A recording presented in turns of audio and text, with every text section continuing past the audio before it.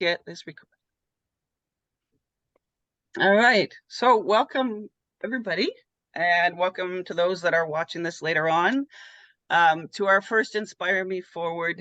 It was one of those little ideas that comes into your heart and sits there for a while, and you just let it sit there, and then somebody says something, you're like, there it is again, and there it is again.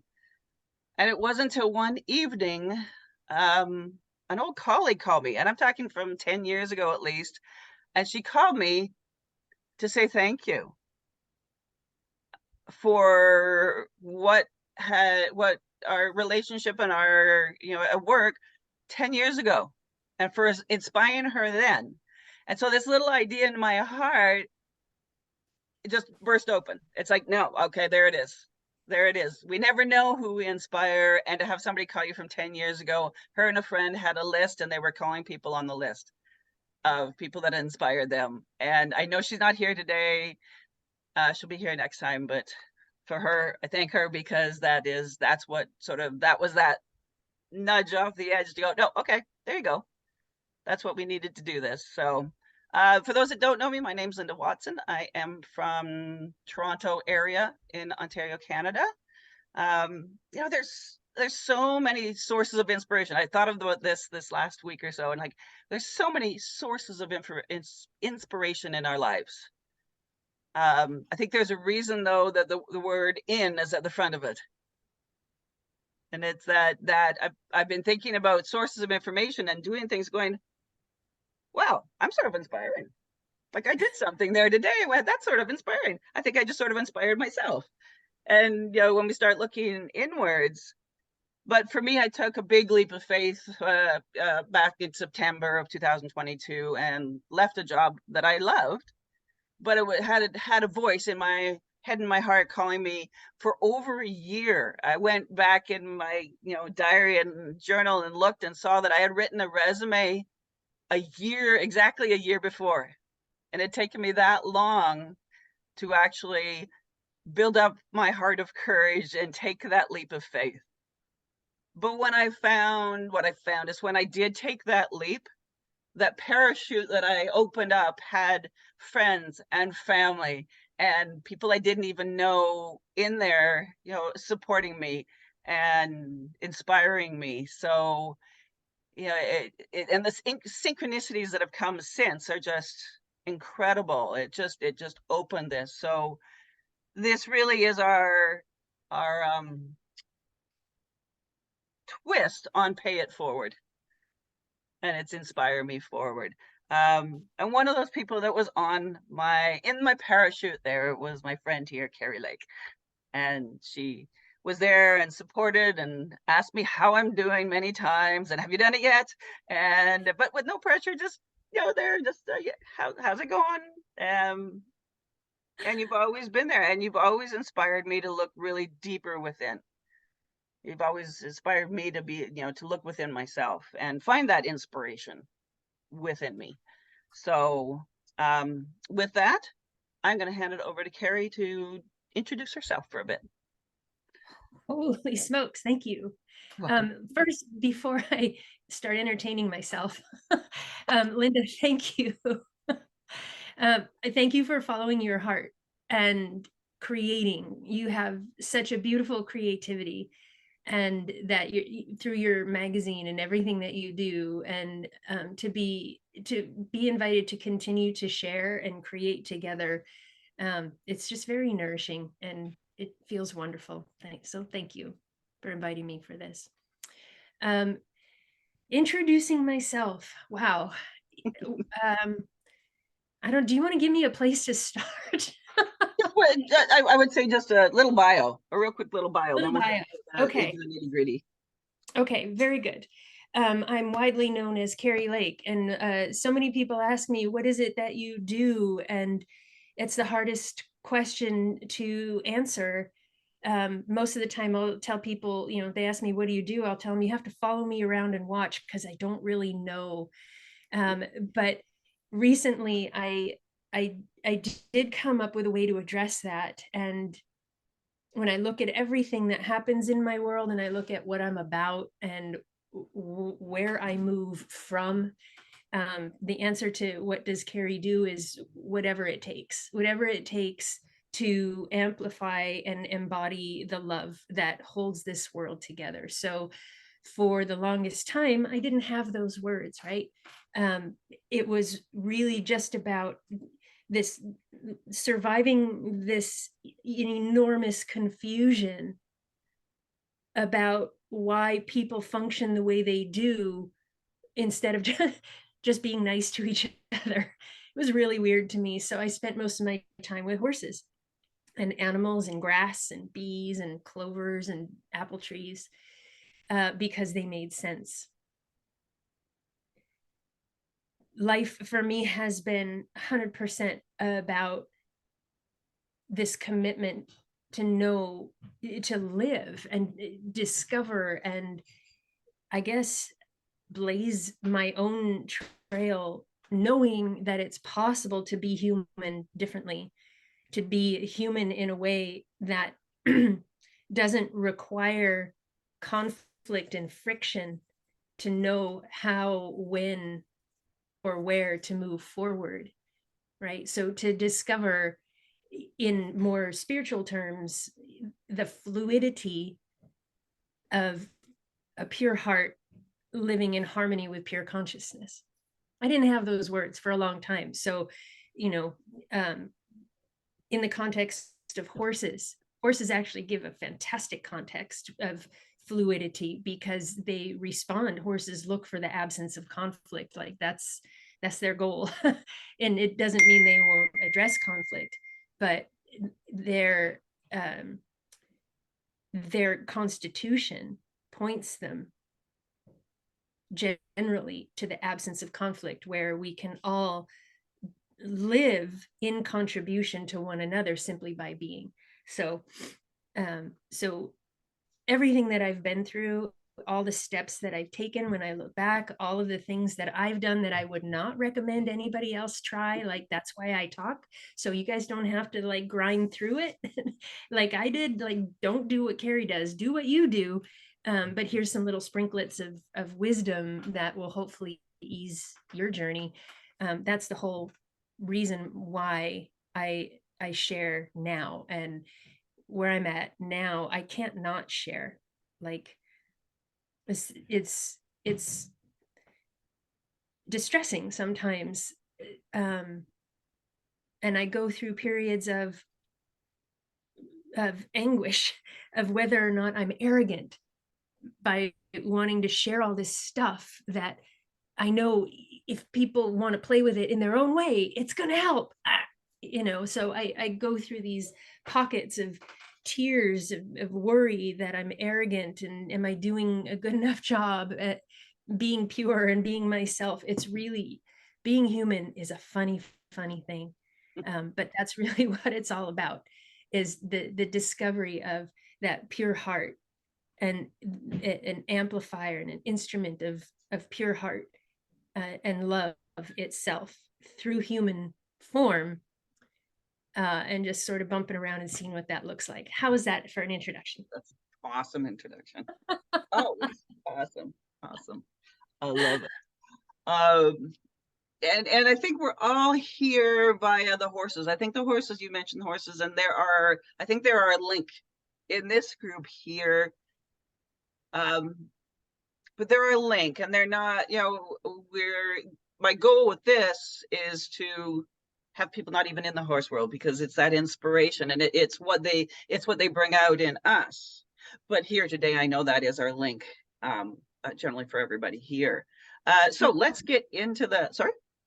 I was just going to say, I think more and more people are realizing that this is the direction horses take us, and everybody goes at their own pace, but the horses are carrying humanity in whatever way we're willing to be assisted toward self-awareness, toward the heart, not as a defined thing, but the heart as a place within which we can all live and share and thrive and flourish, because that's what works for ponies. So yeah, it's not about horses, but the context can be very potent.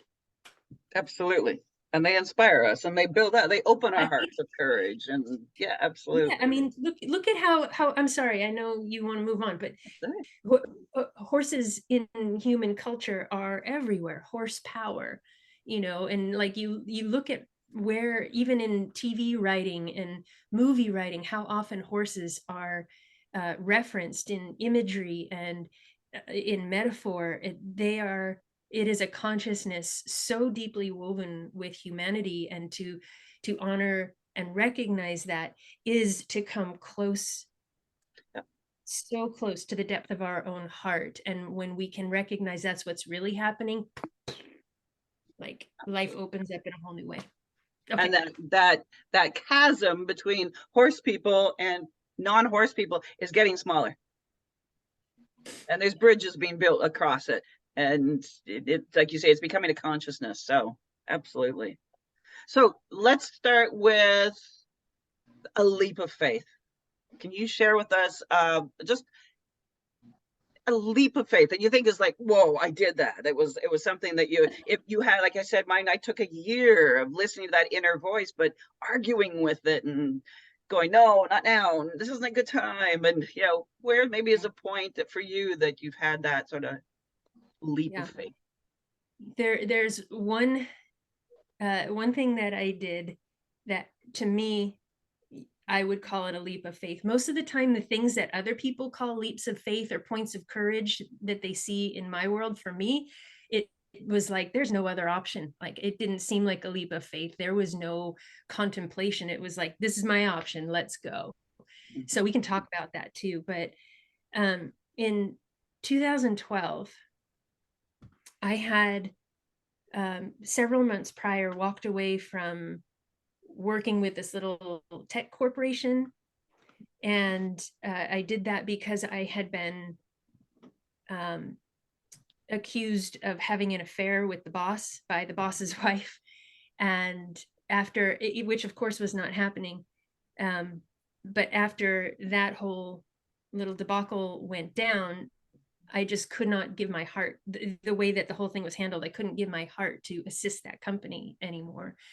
And so I just resigned, which you might think would be a leap of faith, but it wasn't. That was one of those times where it's like, this is my option and I'm taking it.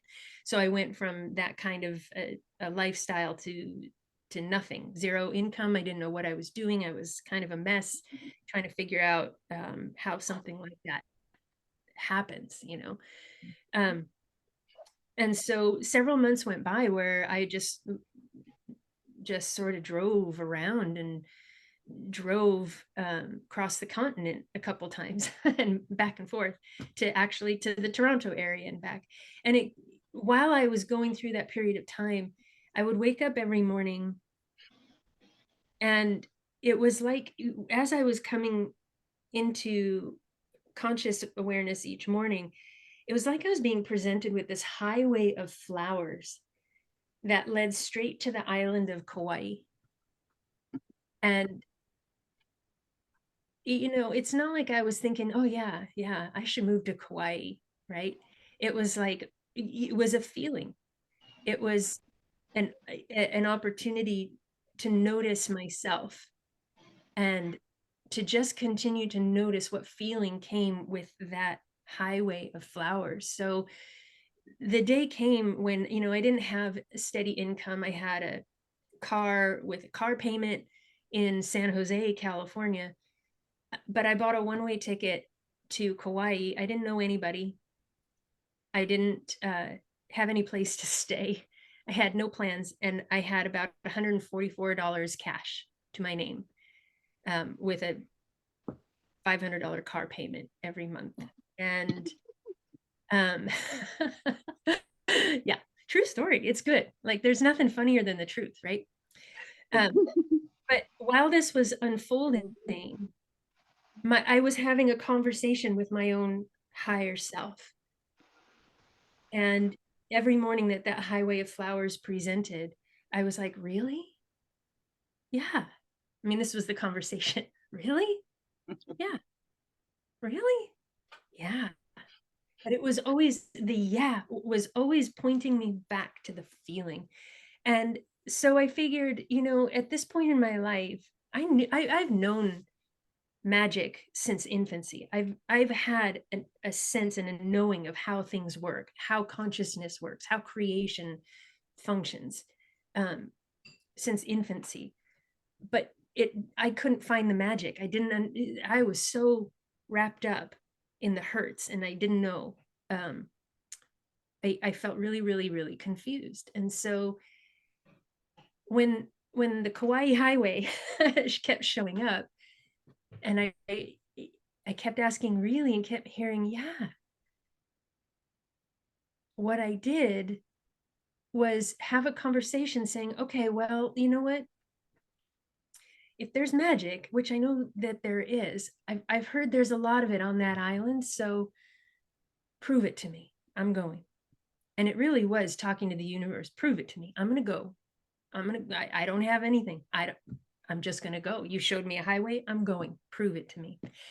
And so I did that, and took a one-way ticket to Kauai, landed there, sat on the grass and freaked out for about an hour, and then took a bus up to the north side of the island and just sat still, waiting for something to happen. And people approached me, gave me some advice. I still didn't know what I was going to do. So I took the bus back down to the south side of the island and got a hotel room, and spent, because I wanted a shower. And the first night there, I spent 100 of my $144 on a hot shower. And then the next morning, picked myself up, went back to the north side of the island, and got started. So I would call that a leap of faith. Absolutely. And that led to 8 months of one big leap of faith. Absolutely. It's that moment of just surrendering. And then those Well, steps afterwards, but there's a moment in there of going, like, I was going this way, I'm going this way. yeah, today, yes to surrender. And there's so much to the language that we use, Of course. okay? Yes. For the longest time, yeah, the word surrender really fits, because it is at some point the ego saying, I can't control this. Yeah. There's something more than what I can control right here. So on that level, absolutely, it's a surrender. But today, to me, it's more, I would call it active participation. When I recognize I know I can't control, like more than ever, and I so much don't want control at this point. And now, if those little points of tension present, I love it. That's the point where I go, oh, ho, ho, this is my opportunity to participate. So now I'm going to bring my heart into this, acknowledging I don't know what's going to happen, but knowing absolutely fully 1050 million% that the magic happens when I participate. Absolutely. Yeah. Yeah. Yeah. We could be listening to that voice and never do anything with it. So we do have to participate to turn around.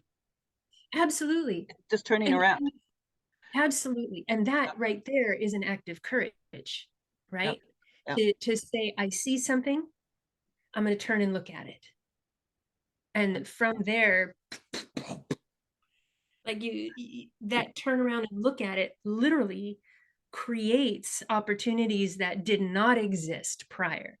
Mhm. This is the imperative of now, is things don't exist till awareness lights them up. Absolutely. Wow. And it's so that fear of, I only have 104, for me to hear you say that, and is like that fear of, I only got $144 left. What if, and turning that into, and there's been a bit of discussion here on magic, but turning it into, okay, show me. Mm-hmm. Like, sort of like you say, the ego going, okay, I'm done. Show me. Exactly. Because in that moment, here's the truth. If I'm going to look at what's what, there's $44 at my disposal. Right. Yeah. No amount of fear is going to make there be 45, right? Exactly. So, okay. And that right there is that little tipping point you could call surrender. But again, to me, it's so much more than that. It's acknowledgement, acknowledgement without judgment, because I can acknowledge, okay, there's $44, dang, or I can go, all right, $44. Show me. Mango costs $1, and I can drink water out of the water fountain. And you start looking for what can happen, right? Yeah. And this, it's the same dynamic of creation, whether you've put yourself in a place of destitution or you are swimming in abundance. It's the same conversation. What can I do? And if I do, where am I doing from? And what am I creating? Right? Absolutely. And it's funny, and I would imagine we're all going there in our heads is like, oh, there was this time that happened to me, and there was this time that I did I did let it all go and go, okay, just show me. And I remember finding a place to stay in Glastonbury, UK, because I left the place I was staying at 6 o'clock in the morning because it wasn't safe. I walked into town, and when I'm traveling, I just want to have some place to stay. That's what gets me. I can do I don't know what I'm doing all day long. That's fine, but I like a place to stay. And I didn't know where I was going to stay that night. But somebody said, just go get breakfast. And I just went and got breakfast, walked and sat at the church, and turned around, and there was like, oh, it was right behind me. I stayed there for 3 days, and it was beautiful. But it was just go get breakfast. Yep. Just go and get it. That happened on Kauai. That happened repeatedly. Yeah. Where for whatever reason, I just, I had my carry-on luggage in my computer bag, and I would have no place to stay that night. So I would just go sit down on a log and to just acknowledge, all right, I need a place to stay. And then here's the magic part of it, is the moments where you do nothing about it, where you just sort of feel yourself in the truth of what is. And this is exactly the value, the relevance of now, of the words we say all the time, that now is all that exists. Yes, right? So what happens when we actually start exploring, what does that actually feel like as me? If that's true, if my mind isn't trying to calculate what now is and achieve it, but instead starts recognizing that now cannot be achieved. It's already, it's this, and it's a feeling. It's not an accomplishment, right? And you start to discover the difference in the feel between accomplish feels very different to the cells than this, just this. This is how it feels here. This is what this is here. Yeah. Before words, right? Before definitions, before conceptualization is experience. And to play with that when you're, washing dishes or sitting on the grass freaking out because you don't have enough money to go back to California, and calling people is clearly not an option because you might be a bit stubborn. I don't know, maybe not you, me, for sure. But I've been stubborn. I don't know about you guys. I think we all have that. And it's, I think my daughter, well, I know my daughter has always been stubborn, and as a child, she was stubborn. And I would always think that's a gift. For me, I'm angry at you now because you're stomping down the hall, being stubborn and rattling the dishes, but it's a gift. In the way, it's a gift because you're going to stick to things, and you're going to see a path through. So it was taking, how do you view things? Anyhow, you spoke, I think, a bit in your introduction, not your introduction here, but in your video, and I'd love to touch on that, is sort of how you sometimes, if you're feeling, and I think we've touched a bit on turning around, but how you're feeling, if you're feeling trapped, and where's the inspiration in that, and can you speak to that a bit? Yeah, for sure. I think most of my life I felt trapped. And I can remember, like, as a young person, like preteen, noticing the feeling of trapped and being very curious about it, right? Like, where does that come from? What makes it feel like something's pushing against me? And and like, it just was always very, very curious. And so turns out I spent most of my life feeling trapped in one way or another. Mm. And I felt powerless because it seemed constant. And if you don't really understand what's going on, if the mind doesn't understand what's going on, the mind can interpret constant danger, right? Constant threat. Yeah. And so, it took me a couple decades to noodle that one through.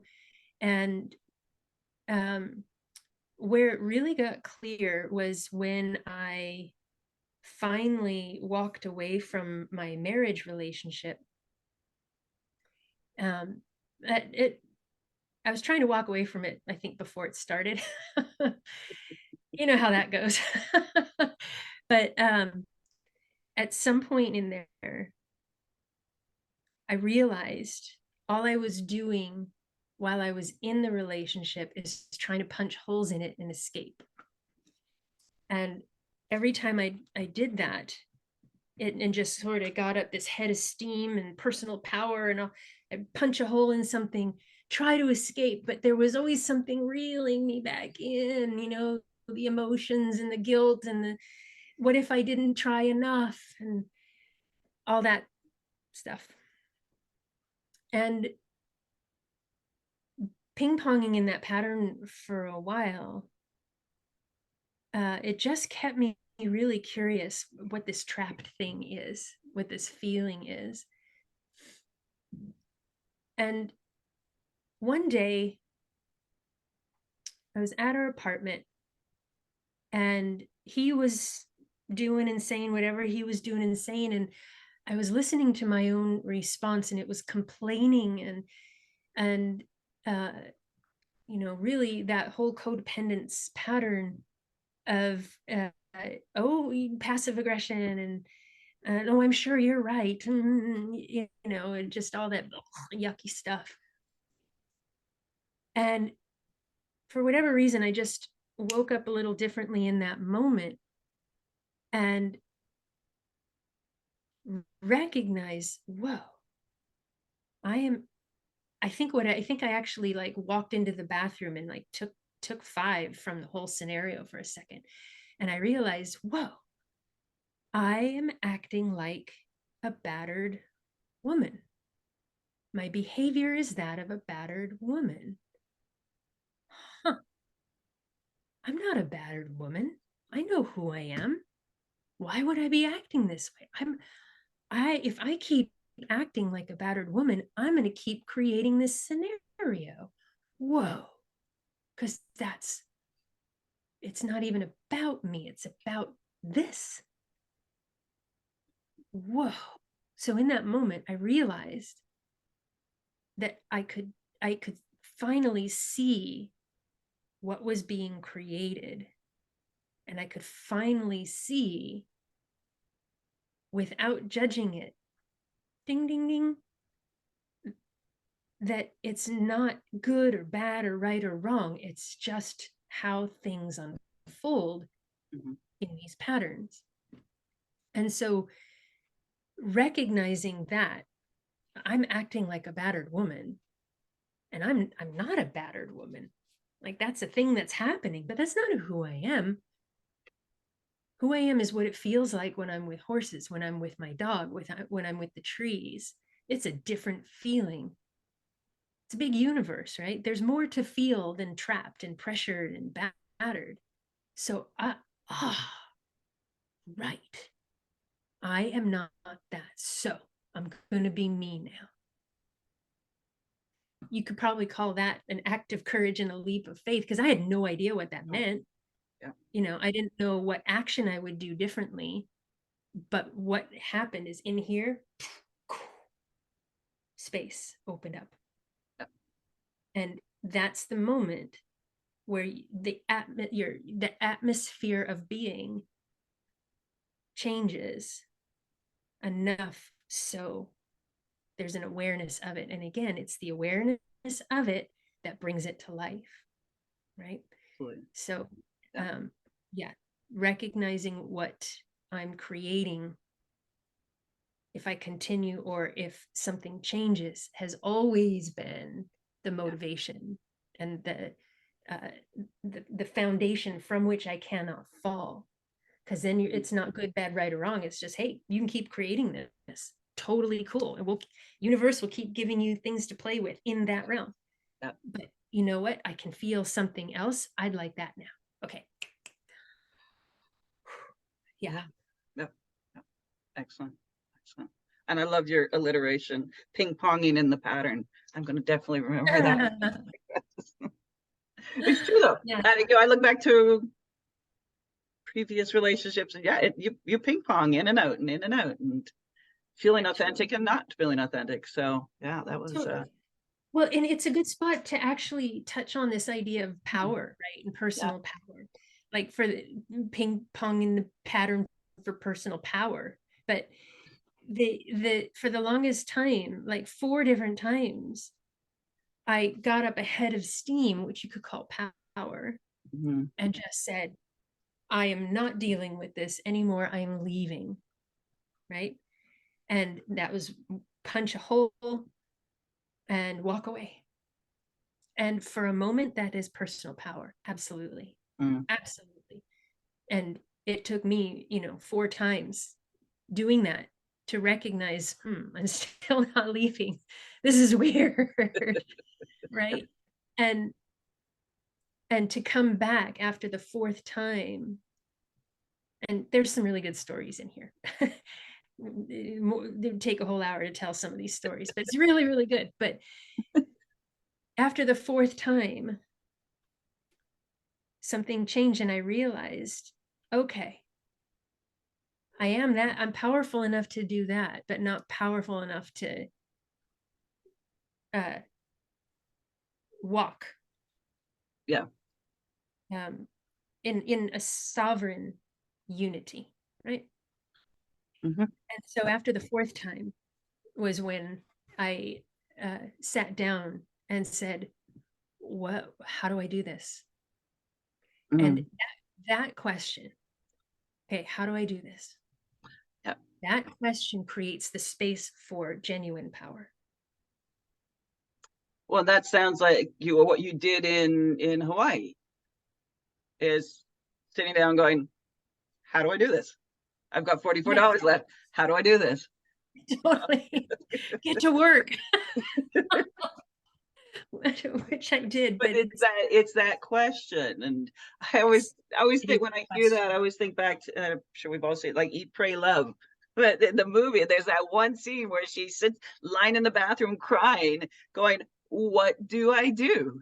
yeah, Just that moment of, tell me what to do. yeah, Yeah. absolutely. And yeah, for me, the words are okay. So show me. What are we doing? Yep. And there's an important distinction in there that I have found, right? Mm. It When we start recognizing that we are empowered through consciousness, that we are never alone, that we are loved and beloved, that we're held in love. Mm. There's always I think everybody, and I mean, correct me if I'm wrong, please, but I think everybody goes through the phase of, okay, show me what to do. And Mm-hmm. and really acknowledging that there's something that knows more than me Mm-hmm. and more than my littleness anyway, right? And so we start by asking, show me what to do, show me where do I go next, what's my next move, Mm-hmm. show me, show me, show me. And it's absolutely gorgeous. And there's a distinction between giving my power away to Yeah. a sense of a higher power, a higher energy, even my own higher levels of consciousness. I think we all come to a point where it seems like it's not working after a while. Mm-hmm. And these points where it seems like it's not working are the moments inviting us to evolve a little bit and include ourselves in the relationship a little bit more. So instead of saying, show me what to do, show me what to do, show me what to do, which is really just remaining kind of codependent. And, it's going to last as long as it lasts. It's not bad. It's not like, the task is to not be codependent. I'm going to be codependent as long as it takes to truly reclaim myself. But there's an evolution that I have found that now it's not show me what to do. It's okay, what are we doing? Creation includes me. Yeah. And it is my awareness that sets alight the next opportunities. So the universe, there's a reason we're physical, right? There's a reason we're embodied. And it's because our interaction through the physical world informs higher consciousness, what to bring and show, and how things are going to orchestrate in this relevant nowness. Yeah. And so to me, it's no longer show me what to do. It's show me what we're doing. Where are we going next? What can we do here? Point. Yep. How can these gifts contribute in this moment? And Pam, it was 2012. I was 41. That's a good question. That's a good question, because I find leaps of some big leaps of faith get a little harder as we get older. I find, or easier. There's part that's sometimes it's like I got nothing to lose. Sometimes it's that's the thing. It's how identified are you with what's comfortable, right? Who am I without a home? Who am I without horses? Who am I without money? Who am I if I'm not a teacher? Who am I if I'm not female? Who and what am I if I have to ask for help? Big one. So a question for me is, from me. I know a lot of your inspiration has come from within, but can you share any outward inspirations? Like where have you gotten some inspiration from outsources? And yeah, that's a really good question.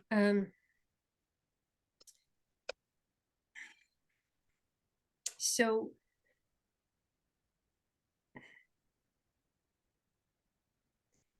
I have this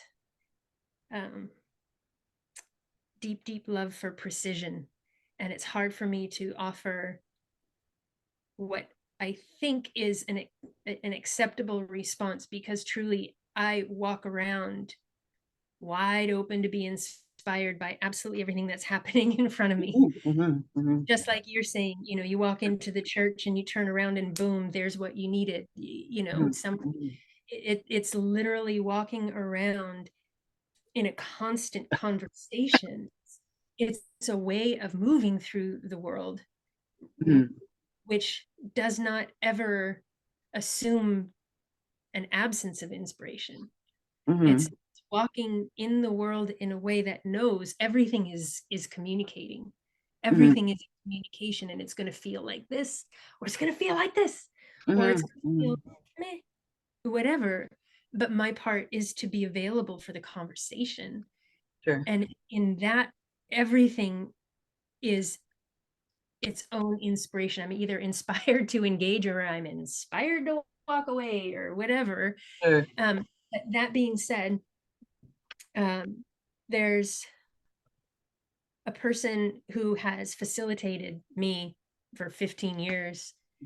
His name is William Linville, and the way he walks in the world, the way he assists people has has inspired like everything that I do, because it's so 100% about the purity of heart, about the marriage of higher consciousness with the lower consciousness density of the physical form, and to truly know who and what I am through expression, not just conceptualization and prayer Mhm. and etheric dance. Is to Sure. truly say, all right, boom, boom, boom, boom, boom, boom. And the more I participate, I can feel my own higher self dropping in further and further and further. And this is Mhm. hopefully entertaining and relevant for everybody. But Mhm. I know evolution is happening when I feel more stuck in the human density, because now what I'm super aware of is the more aware I become of all the densities, it's a higher frequency, a higher level of my own awareness integrating in here to light it up and clear it all out. Yeah. And so a lot of people get discouraged when they say, oh, I got to go through this again, or oh, it's so dense, or oh, it's so yucky. Yeah, yes, that means there's a higher aspect of your own self dropping in to say, all right, we got this. We got this. All we have, like, the whole thing is light up your heart and let the heart and that beautiful golden essence do the heavy lifting. It's a feeling, it's an experience. And everybody's at their own place on the journey with respect to that level of clarity. Excellent. Yeah. So would it,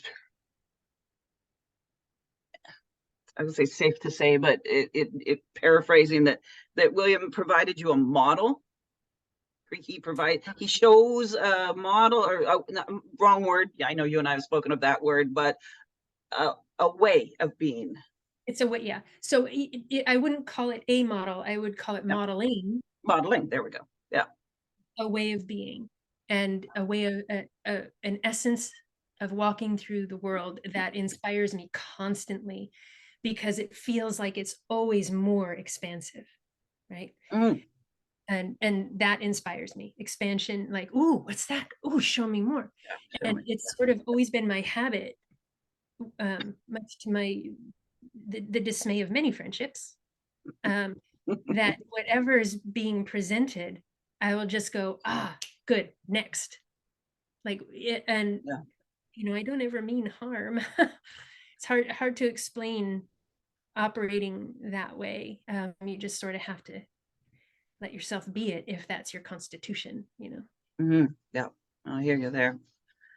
So But what does it feel like then when you have those moments of clarity and action, and sitting again, go back to Kauai, and sitting and going, oh, that's it. Like, whatever those what do they feel like? What was the feeling in you?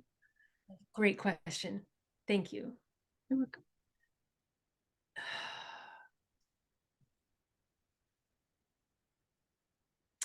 Okay, so like in movies when there's really good CGI, and there's a scene where maybe somebody has a problem to solve, and the CGI is kind of showing you images of how they go through their thought process, and they're looking at this and they're looking at this and they're looking at this, and then something happens and the whole scene just goes and explodes out, and all the pieces of the problem are hanging there in space, but there's space in between everything, and they're sitting there looking at it. And even watching the movie, you get this feeling like, whoa, that's what it feels like. And It's other floating words, feeling. yeah, like, okay, the absence of conflict, the absence of friction, the absence of need. There's nothing I need in that moment. So it's the absence of any kind of grasp. Yeah. The now. And yeah, it is the now, but Yeah. that's just a word until you know the feeling, right? And Exactly. I'm so happy you asked that, because everything we're talking about, moments of courage and inspiration, um, and leaps of faith, and how we walk in the world is all about how things feel before we have words for it, right? Absolutely. Yeah. It's the relationship with how life and the universe is moving through me. And Mhm. am I courageous and willing enough to be aware of that uh, realm of my life? Sure. Does it get easier for you? Completely. Absolutely. Like I kind of live in that space now. But does Again, sorry, I should have phrased. Sorry, I was so in the now. Um, yeah. so, does it when you feel that cornering and that push? Does it get easier for you to break free? Um, Great question. Um, I'm going to say yes and no. The part that's easier is the awareness. I'm more aware of what's happening faster. And recently, I had an old wound, like from 4 years old, where I felt completely unwanted. That string got plucked in a big way, like turn it up to 11 and just boom, jukebox hero, jam it. And it just sent me. I totally panicked from having that wound poked. Yeah. And so does it get easier? The no part is I still feel all the feels and I panicked. And not that I would go back and change anything because beautiful things unfolded from the communication that unfolded, but man, that was intense. Okay. The part that is easier is founded in the fact that I will describe it as intense, not bad. Mm, good I point. will say, holy smokes, that was a lot, instead of this sucks and I wish it wasn't happening. Yeah. And it's easier because I've played on that field so many times now of Mm, intensity that when intensity comes, I just open everything and say, bring it on, because I know this is the way. This yeah. is the juice. And if I wasn't aware of it, to have a gentler ride, so I'm on the intense roller coaster instead of the kiddie roller coaster. If I wasn't aware yet at that enough, and now I'm on the intense roller coaster, Yeah. then this is where we call it like that beautiful fire that of love that burns off everything unlike itself. Yeah. So I've played in the field enough times that I know where it's leading. Yeah. And so to recognize it on that sensory level, it's intense, it's a lot, it's movement, it's big. There, I don't know what's going to happen next. Acknowledging all of that Yeah. rather than labeling, fearing, deciding it's a problem and trying to fix it, it just makes everything infinitely Sure. easier, regardless of how intense the sensations might be. Different viewpoint. It sounds like the point of view of the horse. Hmm, Just a thought. I'm just saying. I mean, I don't know. Like the jury's out, right?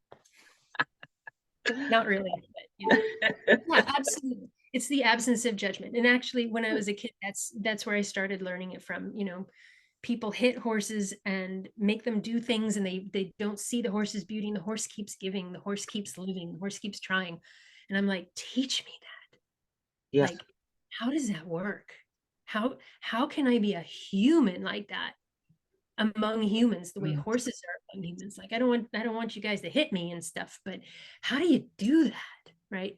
And that journey of asking that question and mm, being um, so participatory my entire mm. life it just accelerates things.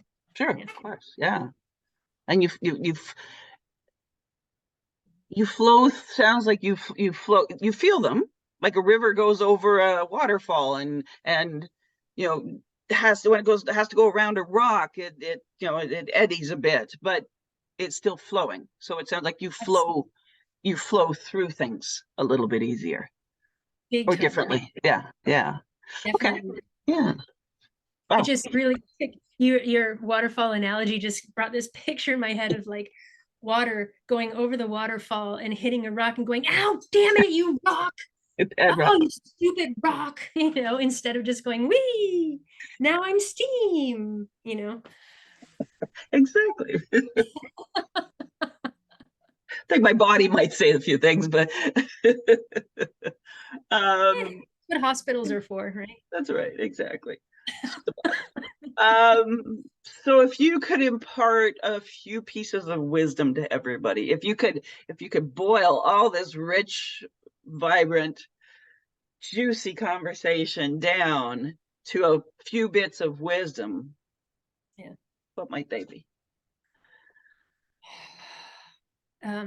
Discover romance. Discover your own romance with the universe. What does romance actually feel like, that you actually get to have your first choice? This, my friend Anne calls it the first choice principle. You actually get to have your first choice. You might not know what that is because it's easy to ping pong. Mhm. But what is this romance? Right? Not Hollywood style, but like to really have and be given and be so loved, to be so loved that everything is a beautiful, ticklish, unending honeymoon romance. Stay open to that. Mhm. Let yourself ask, I wonder what that feels like for me. That's one of them. The Nice. next is be willing to recognize your judgments. Rather than trying to not be judgmental, please welcome your judgments to sit in the chair next to you so that you can be aware of them, right?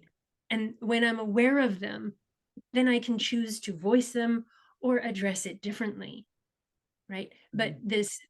the spiritual thing of don't be judgmental. Yeah, we talk about the absence of judgment, absolutely, but walking in the absence of judgment does not negate the existence of judgment, Mhm. right?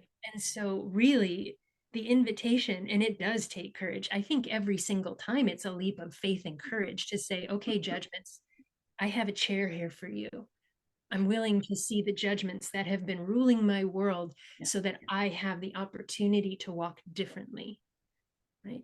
And then I think maybe the third thing is, if you're going to take a leap of faith, um, it's let people care about you. Like, because that's a feeling, that's a thing. Mhm.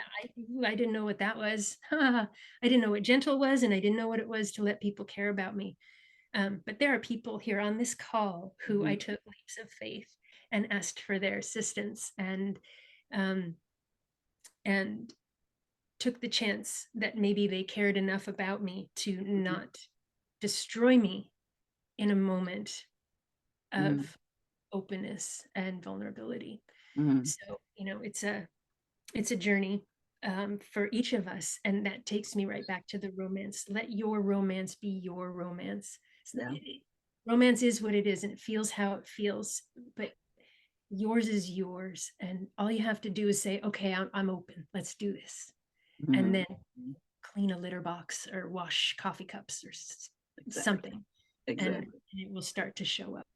Yeah. Oh, that's beautiful. And I'm seeing here, people, what folks are writing is like capital letters and you go and like it's just to me that's the inspiration that we're feeling. Yay.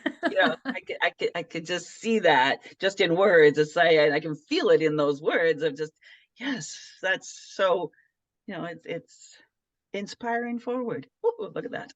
All right, a call to action. It's 2 o'clock now, not too bad. This is our first one, so we're gauging time here, but it's always nice to finish with a call to action. So if you were to give us all a call to action, what might that be? I don't know what that means, Linda. Can you just like break that down into little kid terms? Little call to action meaning in your next day, watch for this. You've sort of given a whole bunch of them, Yeah. really, but watch for this in the next day. Have some romance in the next day. Just a tangible you talked about active participation. What can we do in the next 24 hours? Okay. Super duper. Super duper. Okay. What I would say is let yourself stay open to a point where you might feel confused. Like welcome confusion for half a day, just so when it shows up, you can go, awesome. And then rather than trying to solve it, just go, okay, I wonder what my first choice would be. And let yourself be aware of the first thing that presents. Whether you act on it or not, meh. So you don't have to, but it's playing with awareness for the sake of awareness. Let yourself be aware to be playing with awareness, because the more you play just to be aware of what you're aware of, your clarity grows exponentially. You start getting super clear on what you want to take action on and what you don't, because your priority is now become awareness rather than performance. Okay. As you shift your priority to awareness, and action takes care of itself. It's a very different paradigm than performance. Absolutely.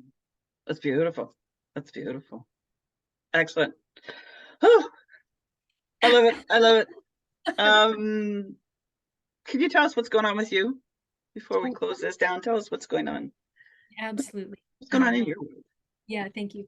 There's a lot going on, and I just feel so completely honored that there's opportunities to share the wisdom. So thank you all for being here in this now or future nows, whatever. So here's what's going on. I have an online course that's live and interactive called Courage to Feel. And you can find it on the courses tab of my website. It's my closest attempt to how I can take a live event and make it online.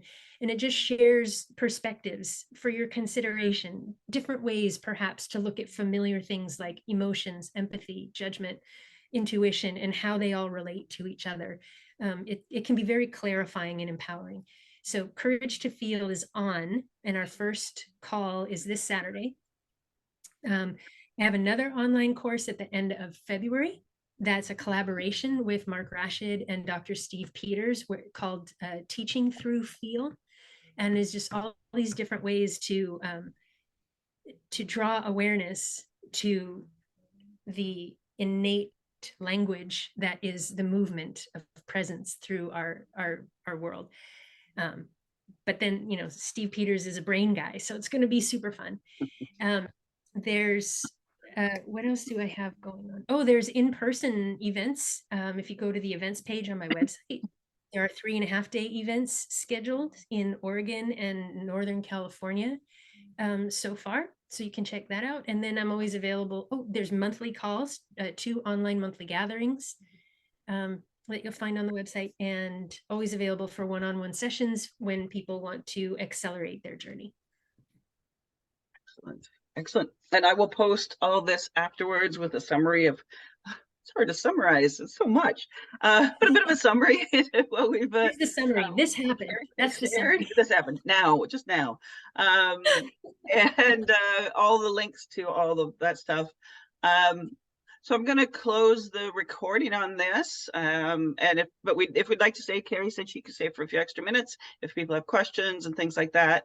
But for the meantime, thank you all for being here, and thank you all that are watching this. In the meantime, this is our first one. just a quick minute or so. Kim Hallin, who is our next conversation list. Anyway, the person that I will be conversing with, Kim Hallin's here today. So Kim, can you give us just a quick little hello and maybe a preview? Sure. Hi, Linda. Hi, Kerri. Thank you both. This was amazing.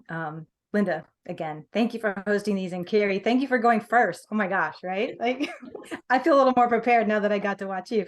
But I think what's going to be really interesting is there are definitely going to be some through lines, right? Like this whole thing of taking a leap of faith. And that's going to be beautiful to watch, Linda, through all the stories, is what are some of the through lines that everybody touches on that, you know, definitely will be takeaways. And then of course, everybody's story is unique. I think that in mine, I'm probably going to touch, well, I know that I will touch a lot on what does it mean to be stuck. I was really stuck.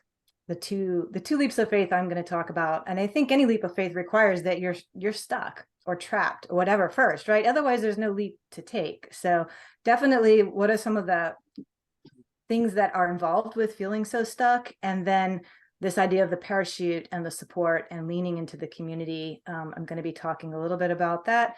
Parachute can be human, it can be animal, it can be lots of different things. So anyway, I guess that's a little preview. Awesome. But thank you. Oh, thank you so much. And that parachute came from a poem I wrote, a spoken word poem I wrote years ago, and it was this parachute. And when you took that leap and you looked up, and the parachute was a quilt, and that quilt was made of families and friends and loved ones and ideas and strangers, and they all were quilted into this beautiful parachute that just let you down softly. So that's where that's from. So anyhow, we are going to close now. Those folks that are here, if you want to stay around, we'll continue the discussion a bit. Otherwise, thank you so much for being with us. And I'm going to close in my father's words that I just found before this whole thing. And it says that inspiration is a door to which we see the future. May we ever keep it open.